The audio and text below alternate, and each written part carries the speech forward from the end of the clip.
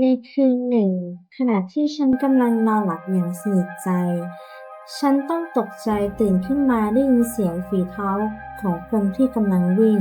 และเสียงกรีดร้องของผู้คนฉันไม่รู้เลยว่าด้านนอกเกิดอะไรขึ้นย้อนกลับไปในปี 1920 ในยุคที่อิตาลี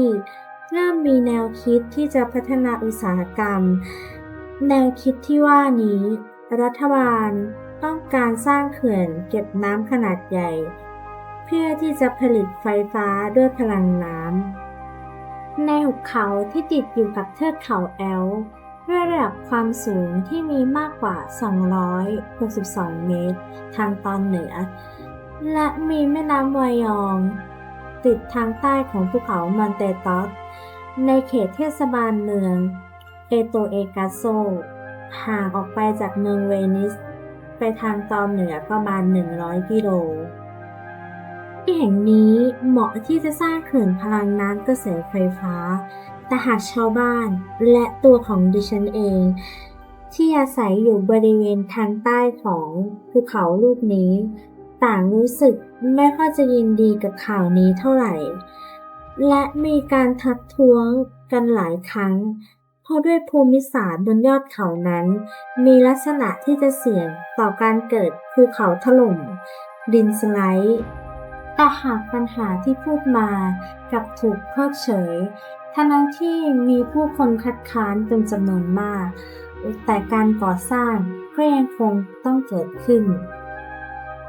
เมื่อรัฐบาลได้อนุมัติการก่อสร้างเขื่อนแห่งนี้ก็กินระยะเวลาปาเข้าไปในปี 2502 เป็นเพราะอิตาลีเพิ่งฟื้นฟูจากสงครามโลกครั้งที่สองบริษัทที่รับเหมาการก่อสร้างโรงไฟฟ้าพลังน้ำมีชื่อบริษัทว่าบริษัท SABE ซึ่งเป็นบริษัทไฟฟ้ารายใหญ่ของอิตาลีแต่หากการก่อสร้างมักจะเกิดปัญหาต่างๆตามมาในฤดูร้อนปี 1163 เกิดฝนตกหนักทำให้น้ำในอ่างเก็บน้ำสูงขึ้นเกือบ 250 เมตรระดับความสูงนี้มากเกินกว่าที่นักวิศวกรได้คาดการณ์กันเอาไว้จากแผนการก่อสร้างที่จะต้องใช้คอนกรีตเพียง 15 เมตรทำให้ทะเลสาบไม่สามารถทะลุผ่านได้แต่ในช่วงเวลานี้การจัดการทุกอย่างเป็นไปอย่างเร่งรัดทำให้จะต้องเพิ่มคอนกรีตอย่างน้อย 3.5 เซนต่อวันในช่วงเดือนกันยาระดับน้ำได้ลดลงอย่างช้าๆต่อมานักออกแบบได้พบปัญหาความลาดชันและความลาดเอียงของภูเขาที่หลุดออกไปทำให้อ่างเก็บน้ำค่อยๆถอยกลับไปที่ความลึกระดับ 135 เมตรในระหว่างการก่อสร้างมีการทดสอบเพิ่มเติมและจากผลวิจัยพบว่าระดับน้ำในอ่างเก็บน้ำมีความสูงขึ้นอย่างช้าๆต่อมาในปี 2503 เกิดวิกฤตทางเศรษฐกิจทำให้การก่อสร้างเขื่อนเป็นไปได้อย่างล่าช้าในเดือนตุลาปี 2003 เมื่อความลึกของอ่างเก็บน้ำไปถึง 170 เมตรเกิดรอยร้าวยาว 2 กิโลเมตรในตอนนั้นนายกเทศมนตรีซึ่งเป็นหมู่บ้านที่ตั้งอยู่ด้านหนึ่งของอ่างเก็บน้ำเกิดเริ่มความกังวลและได้ประกาศเตือนเพื่อกระตุ้นให้ชาวบ้านได้อพยพและออกจากพื้นที่นี้อีก 2 ปีต่อมาในวันที่ 9 ตุลาปี 2506 น้ำของอ่างเก็บน้ำที่อยู่ในระดับ 235 เมตรแต่จู่ๆนักวิศวกรก็พบปัญหาที่น่าตกใจเกิดขึ้นมาใหม่ผลการทดสอบแสดงให้เห็นว่าเนินเขาขยับอย่างน่าตกใจวันละ 20 เซนต่อวันคืนนั้นเพื่อความไม่ประมาทการจราจรบนท้องถนนด้านล่างของเขื่อนก็ถูกจำกัดแต่ในการประกาศแจ้งเตือนกลับพบว่าไม่มีสิ่งใดที่จะต้องน่าตื่นตระหนก ในเวลา 22:39 นาที ทันใดนั้นเหตุการณ์ที่ไม่คาดคิดก็เกิดขึ้น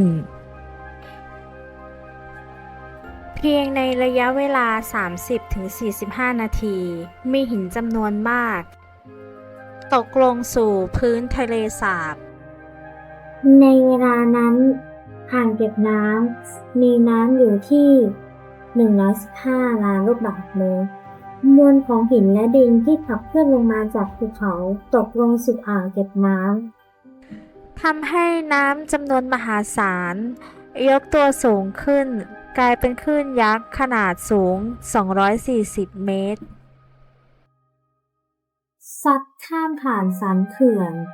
น้ำที่พุ่งไปด้านล่างของหุบเขาและพุ่งไปตามหุบเขา ในขณะที่ชาวบ้านกำลังนอนหลับ น้ำทั้งหมดได้ทำลายหมู่บ้านจนเหลือแต่ซากปรักหักพังโศกนาฏกรรมนี้กินระยะเวลาไปถึง 15 นาที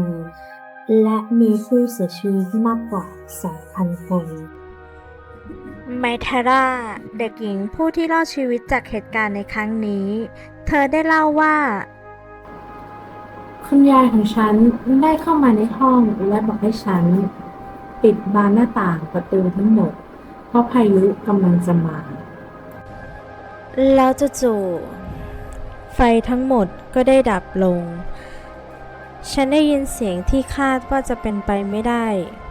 นั่นก็คือเสียงบานประตูและหน้าต่าง แต่เสียงนั้นมันดังมากกว่าเป็นล้านเท่า ฉันรู้สึกว่าเตียงของฉันยุบราวกับมีช่องว่างเปิดใต้เตียง และมีแรงต้านทานที่ดึงฉันออกไปไม่ได้ ฉันทำอะไรไม่ถูกเลย และฉันก็ไม่รู้ว่าเกิดอะไรขึ้น ฉันได้พุ่งไปในอากาศมากกว่า 350 เมตร และฉันถูกดึงออกมาจากซากปรักหักพังในวันรุ่งขึ้น และฉันก็ได้สูญเสียพ่อแม่ของฉันจากเหตุการณ์นี้ในขณะที่พ่อแม่ของฉันกำลังเดินทางกลับบ้าน การปฏิเสธต่อความรับผิดชอบของรัฐบาลและบริษัทพลังงานไฟฟ้าทำให้ผู้ที่รอดชีวิตจากเหตุการณ์ในครั้งนี้ได้ทำการฟ้องร้องต่อรัฐบาลและวิศวกรผู้ที่รับผิดชอบเขื่อนนี้